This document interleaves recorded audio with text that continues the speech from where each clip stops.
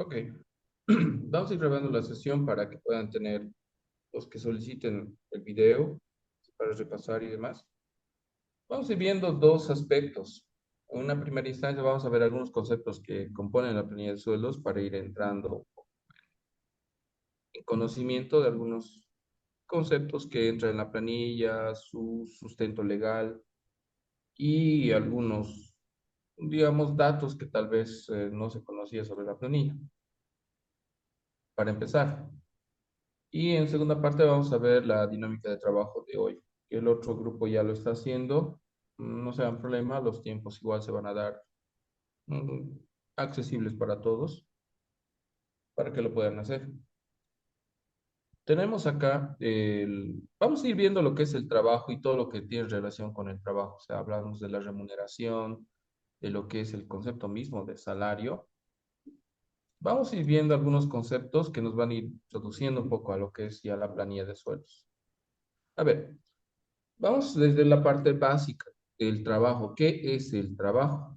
El trabajo nos dice que es la actividad realizada para alcanzar una meta, solucionar problemas, producir algo o prestar un servicio, ¿sí? Según las necesidades humanas. Entonces, cuando uno habla de trabajo, no necesariamente habla de una labor física, también puede ser una labor intelectual. El trabajo implica muchas cosas, o sea, realizar diferentes cosas, desde construir algo o desarrollar algo o solucionar incluso un problema, que es parte de lo que es el trabajo. Ahora, dependiendo del tipo de trabajo, lo podemos clasificar en dos tipos de trabajo, el trabajo físico y el trabajo intelectual. En el trabajo físico hablamos de las actividades manuales, la fuerza del trabajo, el esfuerzo físico, y un ejemplo que nos da es el caso de un albañil, por ejemplo, cuyo trabajo es más un esfuerzo físico, un peón, un recolector, por ejemplo, los que recolectan eh, productos para reciclaje, igual tienen que hacer la recolección, el traslado, la apilación, etcétera. Entonces, hablamos de trabajo físico, pero existe otro tipo de trabajo que es el intelectual. En este caso es el esfuerzo mental o el aporte de ideas que hacen los trabajadores. Es decir, ya es un trabajo que no implica la parte física en su gran mayoría, pero sí requiere un esfuerzo intelectual, concentración, ¿no? El tema de estar concentrado en una determinada actividad o el desarrollo de una determinada actividad. Hablamos, por ejemplo, de un diseñador gráfico. El diseñador gráfico no hace un esfuerzo físico, su trabajo no es físico, sino es más mental, más creativo. Un escritor, lo mismo. Un financiero, la parte de las personas que se dedican a la parte financiera o administrativa, pasa lo mismo. Son personas que tienen que enfocarse en una determinada actividad, pero donde prevalece lo intelectual. El médico, ni hablar, si no es más un trabajo intelectual. Ahora, ese trabajo tiene que tener pues una compensación económica. No puede ser así. No se puede dejar así solo al trabajo sin que haya una compensación económica y a eso entramos a lo que es el sueldo, salario o remuneración. Cuando hablamos de sueldo, salario o remuneración es lo mismo, pero vamos un poco a la etimología de lo que es el sueldo o el salario en este caso. El salario deriva de la palabra salario, que significa de sal. ¿Qué representa eso? Pasa que antiguamente el pago no se hacía con monedas o con dinero, sino se hacía con sal. De ahí viene el salario, ¿sí? El pago del trabajo doméstico se pagaba con porciones de sal. Es decir, contratabas a una persona y en vez de pagarle con dinero, le pagabas con sal. Claro que si analizamos el contexto de ese entonces, la sal era un bien muy requerido, ¿no? Era el equivalente a la moneda, pero al final es eso, ¿no? Sal.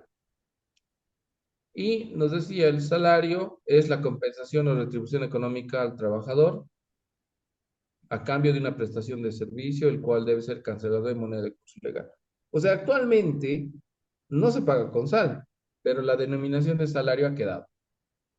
El pago tiene que ser en moneda de curso legal, es decir, en bolivianos. Si estás en Bolivia, pues en bolivianos o su equivalente económico. Pero cualquier trabajo tiene que estar pactado en moneda de curso legal. Algunas consideraciones. Y con respecto al sueldo o salario, nos dice el pago se realiza en horario laboral y dentro de la empresa. Es decir, si cuando uno quiere pagar los sueldos, no puede hacerlo fuera de la empresa, o sea, fuera de la empresa, de los ambientes de la empresa. Tiene que hacerlo dentro de los ambientes de la empresa. Y se tiene que hacer en horarios de jornada laboral. Eso te lo estipula bien claro la ley porque hubo un tiempo donde el trabajador recibía su sueldo, por decir, en locales que eran de propiedad del dueño de la empresa.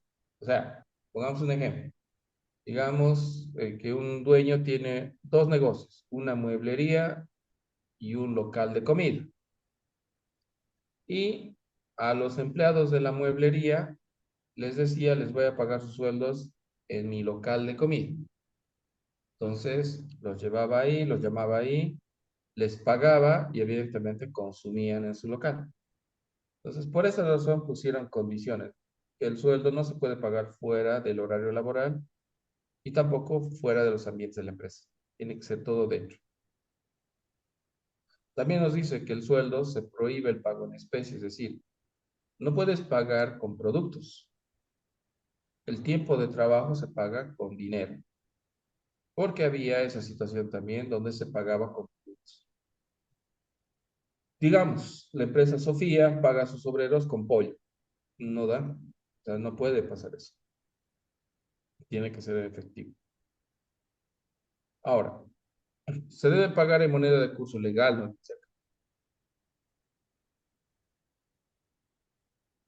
Hablamos de en la moneda de bolivianos.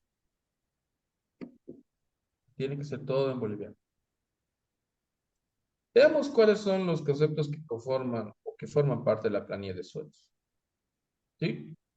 El famoso total ganado, ¿no? El total ingresos. Primero, primero está el haber básico.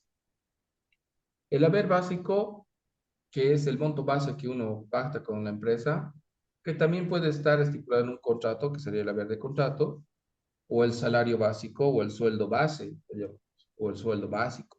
Depende. Vamos a poner algunos criterios. Cuando uno pacta un sueldo, tiene que tener un contrato firmado. Eso es lo correcto. Pero también puede haber un acuerdo verbal. Es decir, entre partes han acordado y no hay un documento firmado. Por ende, puede haber existir esa omisión, pero no significa que no exista un vínculo laboral, porque también el acuerdo verbal está reconocido por nuestra legislación. Lo único que tienes que demostrar es que has trabajado, ¿no? Entonces existe eso. Ahora, ¿qué es el haber básico o haber de contrato? Nos dice que es el total percibido según contrato de trabajo, diferenciado por categorías mayores a salario mínimo nacional. Entonces, ¿qué quiere decir esta parte? Que uno puede pactar su sueldo, pero no puede ser menos de 2.500, que es el salario mínimo nacional vigente. O sea, puede ser más de 2.500, pero no menos. Esa es la base. Tope es 2.500. Ganar más de 2.500 ya depende de cómo uno negocia, ¿no? Su situación, sus capacidades, según sus habilidades, le van aumentando la base, pero no puede ser menos de 2.500. Eso nos dice nuestra legislación, que el monto mínimo es el salario mínimo.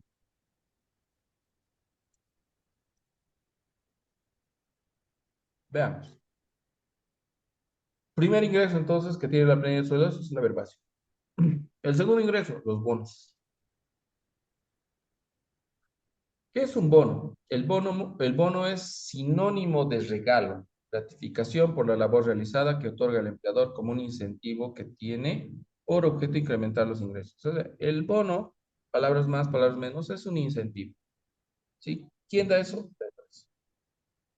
En función al tiempo, evidentemente, que está el trabajador, puede ser, o en función a otras condiciones, porque hay diferentes tipos de bono.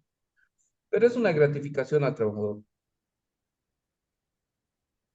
Ahora, ese bono, evidentemente, se suma a los ingresos, por eso es parte de la planilla de sueldos. Veamos. Hay tres tipos de bono que reconoce nuestra legislación. El primer bono y más conocido es el bono de antigüedad.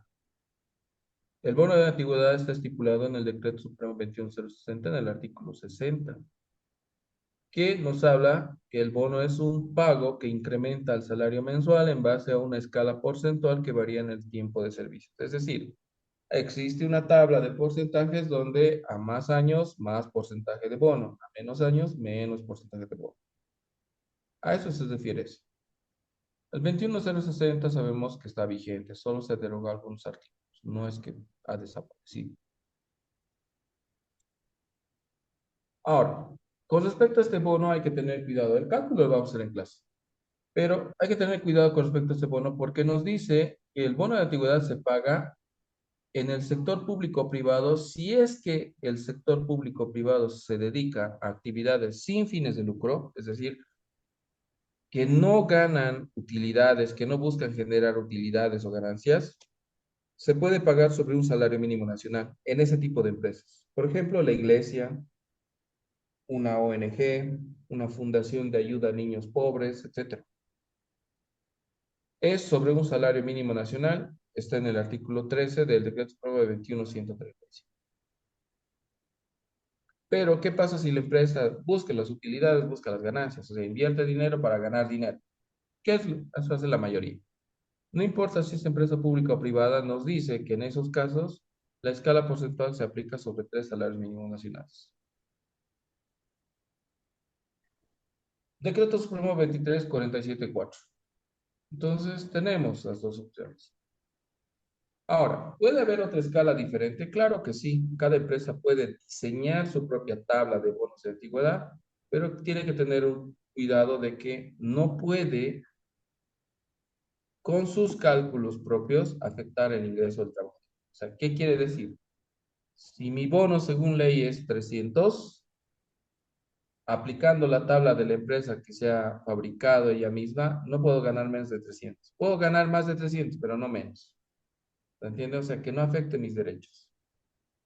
¿Puede cada uno construir su propia tabla de antigüedad? Sí, siempre y cuando ese cálculo no afecte el derecho del trabajador.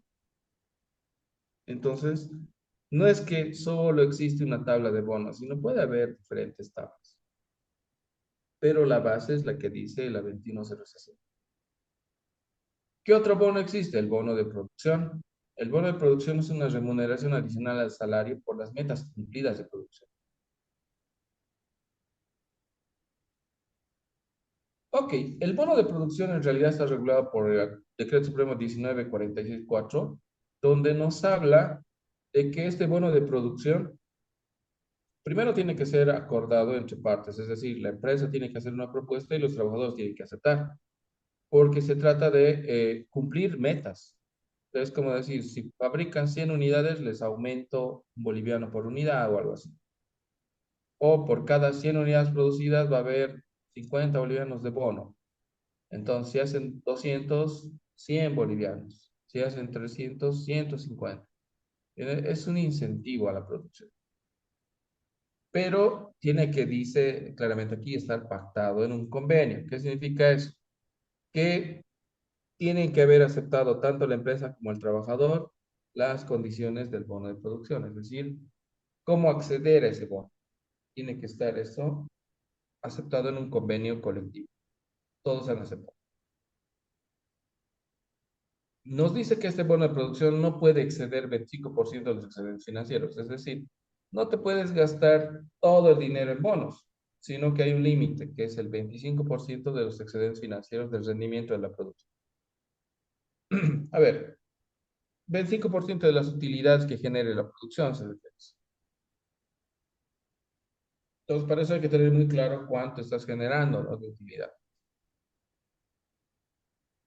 Y en caso de que el trabajador tenga un bono considerable, nos dice el límite de cuánto puedes pagar en bono. Dice, a cada trabajador no podrá exceder a un sueldo mensual. O sea, eso es interesante.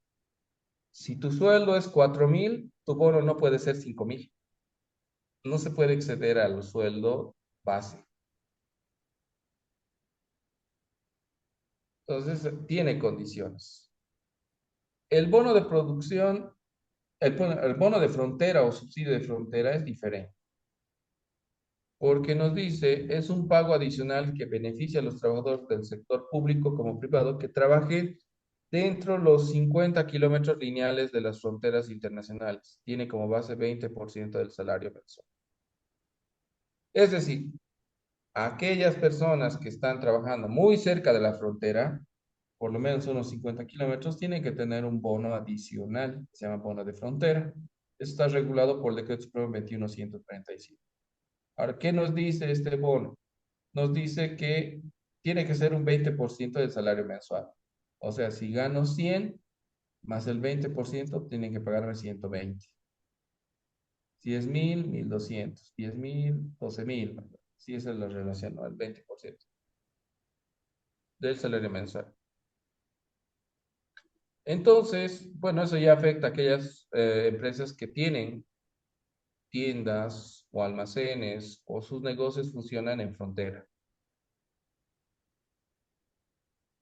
Tiene lógica porque eh, los puntos fronterizos, sobre todo en nuestro país, son lugares complicados.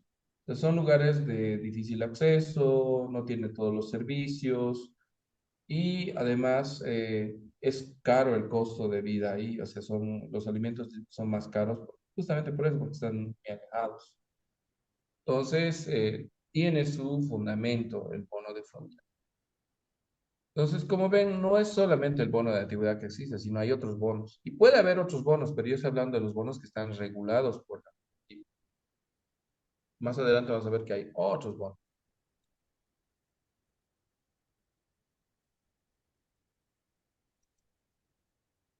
Horas extra.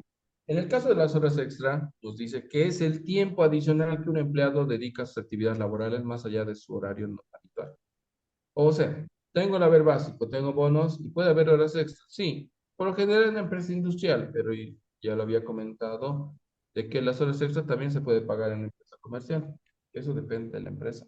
Si la empresa, no se olvide una regla, si la empresa paga de más, no es ilegal. Lo ilegal es si paga menos. Entonces, desde ese punto de vista es válido. Pero ahora, ¿cómo se regulan las horas extras? Dependiendo del tipo de horas extra, tenemos horas extra extraordinarias, jornada normal o feriado, donde hay que diferenciar lo de jornada normal y lo de feriado. Ahora vamos a poner un ejemplo. Primero, jornada normal. Pongamos que un trabajador trabaja lunes, martes, miércoles, jueves y viernes. Esa es su jornada. Entra a las 8 de la mañana, sale a las 5 de la tarde. Es un ejemplo, cada día. Ok, esa es su jornada normal. Lo que nos dice acá, para hacer horas extra, primero, el tiempo de trabajo adicional. Tiempo de trabajo adicional debe ser primero solicitado por el empleador. Primer requisito. ¿Quién solicita? El empleador. O sea, la empresa debe solicitar a los trabajadores que hagan horas extra. Ahora nos dice que las horas extras se van a realizar hasta 2 horas como máximo de la jornada laboral. O sea, si mi trabajo normal es hasta las 5, puedo hacer, si me pide la empresa, 2 horas más. Y eso sería hasta las 7 de la noche. ¿Sí? A eso se refiere con las horas extraordinarias en jornada normal. Ahora, ¿cómo se paga? Ahí está la cosa. Pongamos que por día gana bolivianos 200. Por día. Su sueldo es 200. Un ejemplo, no un cálculo. Ahora, si hace horas extra, dice que debe ser el 200%, o sea, bolivianos 400.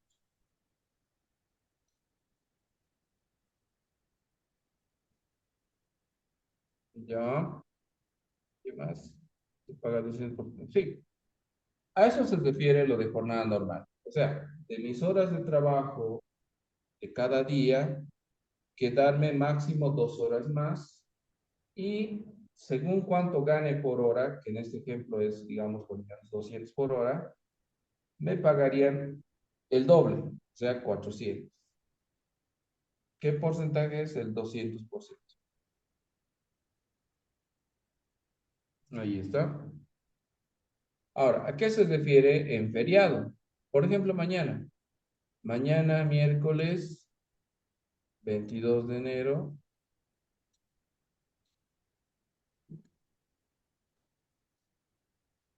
22 de enero.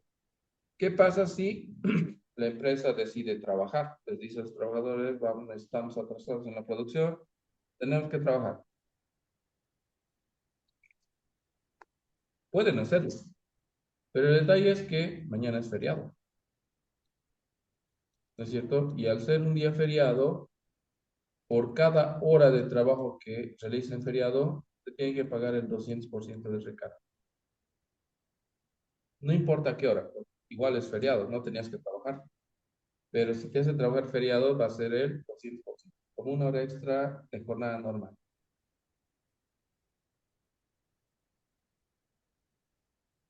¿Sí? ¿Vamos bien ahí? ¿Alguna consulta de esa parte de las horas extra?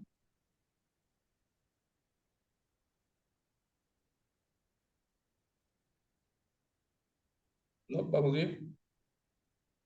Ok.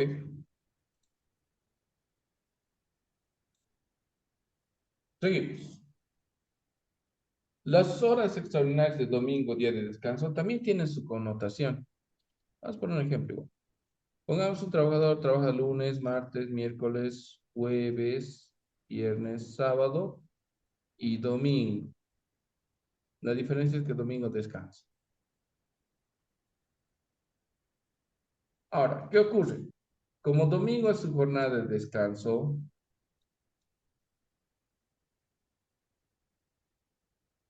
¿no? A ver, ¿qué está borrando? Ya, ahora sí. Como domingo es su jornada de descanso, ¿qué pasa si la empresa requiere del servicio del trabajador? Es decir, la empresa llama a los trabajadores y los invita a trabajar el día del feriado. Ah, perdón, el día de descanso, domingo, con el argumento de que tienen que hacer una entrega urgente, de que eso va a beneficiar a la empresa, se va a garantizar los sueldos, etcétera. Siempre van diciendo que es necesario, que estamos atrasados en la producción, que le daremos el hombro a la empresa, etcétera.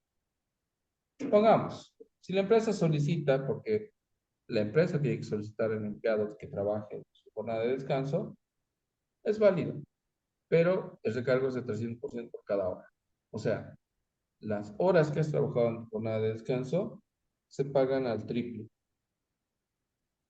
¿Qué significa eso? Si por día ganas 150, en 3 días estarías ganando 400. Bueno, ahí está. Y eso es lo que genera trabajar en domingo. 300% de recarga.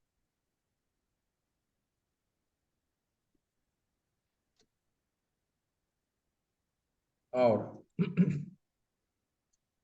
¿qué ocurre con lo que nos dice el artículo 50 de la Ley General de Trabajo sobre horas extraordinarias del trabajador que se ocupe de subsanar?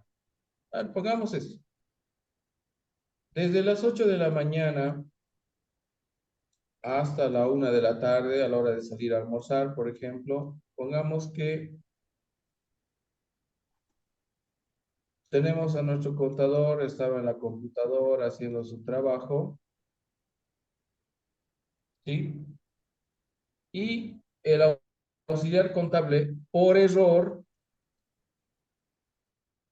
entra al sistema y lo borra toda la contabilidad que has hecho durante el día.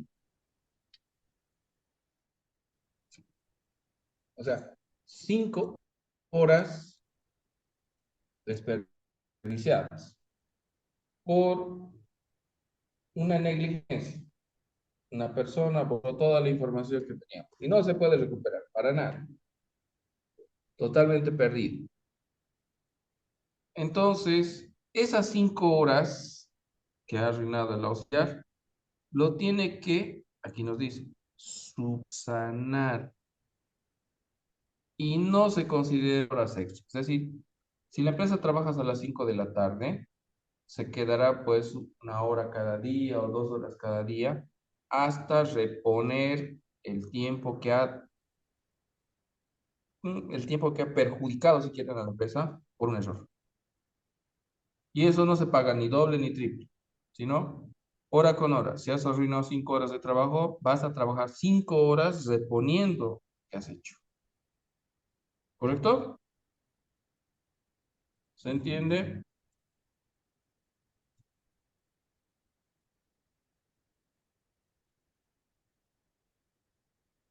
¿Qué otros ingresos hay en la planilla de sueldos? Tenemos el trabajo nocturno.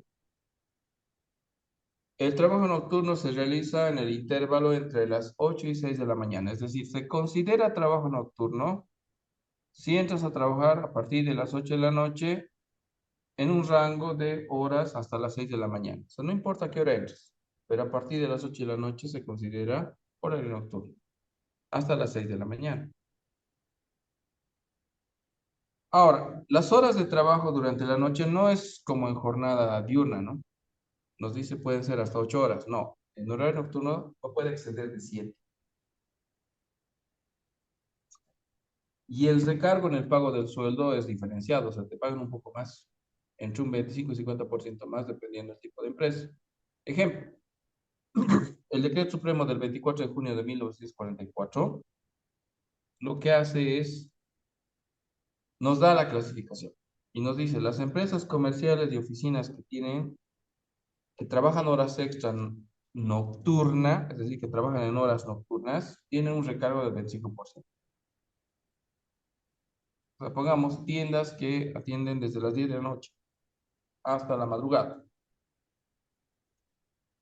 Hay, hay esos casos. 25% de recargo. Empresa industrial y fábricas tienen un recargo del 30%. Cualquier industria o fábrica. Los horarios nocturnos, aparte de su sueldo, tienen 30% de recargo. El trabajo nocturno de mujeres mayores de 18 años tiene un recargo del 40%. Y el trabajo nocturno desde la medianoche hasta las 6 de la mañana en una empresa minera, ¿sí? O con actividades nocivas y peligrosas, tiene un recargo del 50%.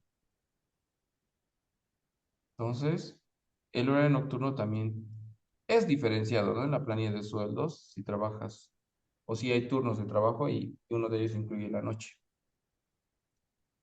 Otro ingreso que lo vamos a desarrollar como ejercicio, pero estamos viendo ahorita su parte normativa, es el salario dominical. El salario dominical está regulado por el Decreto Supremo 29010 en el artículo 2 del 1 de enero de 2007. Pero ojo, está desde el 2007, pero no es que se ha creado el 2007, sino el año 2007, con este decreto han dicho, el salario dominical es un incentivo diferenciado del haber básico, es decir, que las empresas muestren una columna aparte en la planilla de sueldos. Eso es lo que han regulado el 2007.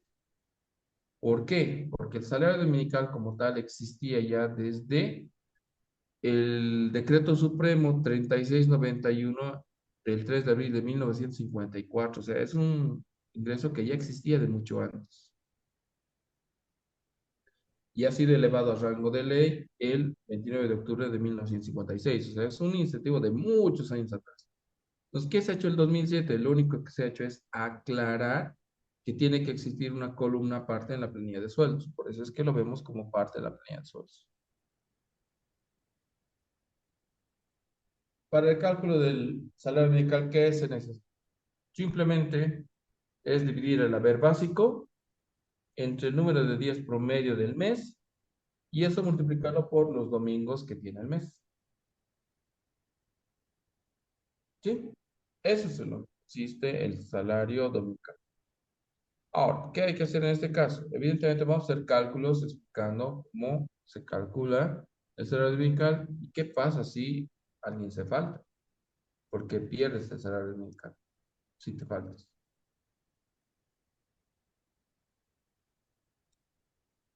Otros pagos. Otros pagos que existen en la planilla de sueldos son, por ejemplo, otros bonos. Hablemos del bono bono de transporte, el bono de motivación, diferentes bonos que puede tener las empresas. Entonces, la empresa puede crear los bonos que quiera, pero esos bonos forman parte de la planilla de sueldos, del total ganado. No importa la forma de cálculo que aplique. Otro, las comisiones. Las comisiones de ventas, cobros, etcétera, cualquier tipo de comisión que genere los trabajadores y que sea ingreso, también entra a la planilla de sueldos. La reposición salarial es otro concepto que puede ingresar a la planilla de sueldos, pero eso se da en circunstancias especiales. ¿Por qué? Una reposición salarial es cuando te han pagado menos en tu planilla de sueldos. Es decir, tenían que pagarte 3.000, pero te han pagado 2.900. Por un error, menos 100 pesos. Ahora, admiten su error y esos 100 pesos ya no te lo pagan en planilla porque ya has cobrado, ya te lo has gastado. En la siguiente planilla se repone.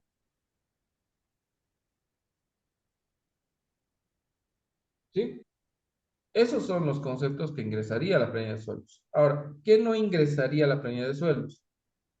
Lo que no es ingreso para la planilla son las primas, los subsidios y los viáticos con rendición de cuentas. Vamos a ver planillas de cada uno de ellos porque existe planilla de primas anuales, planilla de subsidios. No existe la planilla de rendición de cuentas, pero vamos a ver un formato de cómo se rinde de los viáticos. Pero esos conceptos, por ejemplo, no ingresan a la planilla de sueldos. ¿Sí? ¿Alguna consulta, comentario?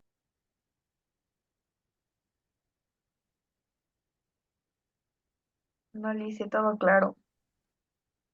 Ya, estamos viendo solamente la parte de los ingresos de la planilla, después vamos a ver los descuentos. Ahora, se preguntarán qué ha pasado con el grupo que ha entrado al principio, en la primera sesión, por qué le manda un archivo y todo eso. También les voy a mandar a ustedes, pero hay que explicar el qué es, qué hay que hacer. Vamos a hacer un control de lectura, que es del tema uno, la importancia de los recursos humanos. ¿Qué vamos a hacer en este caso? En este caso, les voy a mandar este archivo digital. Lo pueden imprimir o lo pueden leer desde su celular, computadora, no importa. Lo importante viene al final. Hay una dinámica al final. La dinámica es sobre 5 puntos. Hay que construir un crucigrama. Es decir, con la lectura que vas a hacer del tema, tú vas a construir un crucigrama de 10 por 10. 10 palabras vertical, 10 palabras horizontal, como está en este ejemplo. Pero no solo es poner las palabras, aquí puedo agarrar cualquier palabra y ponerlo ahí. Tiene que tener su instructivo, es como si le dieras a alguien para que llene. Entonces tiene que tener su instructivo para que tú deduzcas la respuesta y lo pongas en el crucigrama, ¿no? Creo que crucigramas hemos hecho todos. Si no lo hemos hecho, pues hasta en YouTube cómo hacer el crucigrama. Hay que plantear la pregunta y la respuesta, básicamente. Es como hacer preguntas y aquí estarían las respuestas. 10 horizontal, 10 vertical.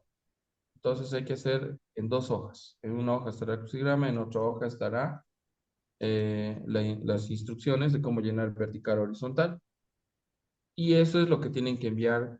Bueno, eso es lo que tienen que desarrollar, sacarle una foto. Yo voy a mandar un enlace de Google para que lo suban ahí como asistencia. O sea, tiene su asistencia el que hace la lectura, elabora el crucigrama y lo envía. Foto. No estoy pidiendo en digital. Foto del crucigrama más su... ¿Vamos bien? ¿Se entiende lo que hay que hacer? ¿Hasta qué hora tenemos, Liceo? Voy a poner yo el rango de tiempo en el formulario. Obviamente no va a ser 1 hora, 2 horas. Ya está.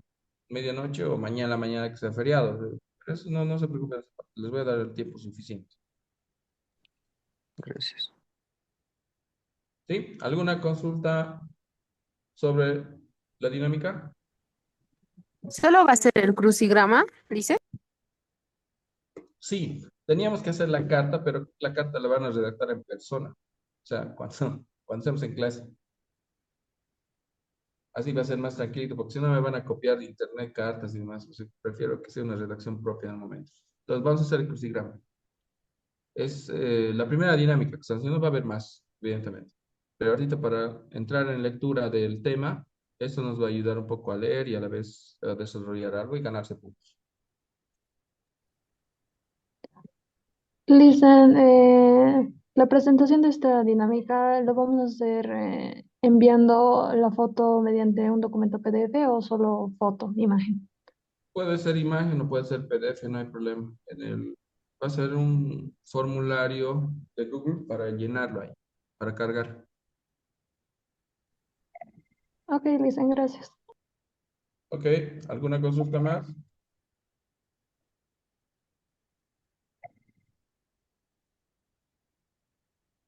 Ok, el archivo ya lo he enviado, entonces ya saben qué hacer. Está en el grupo de WhatsApp, por favor. Entonces, en función a eso, trabajen, por favor, y cualquier cosa me consulten. ¿Sí? Está bien, dicen. Listo, trabajen en el archivo. Gracias. Hasta luego.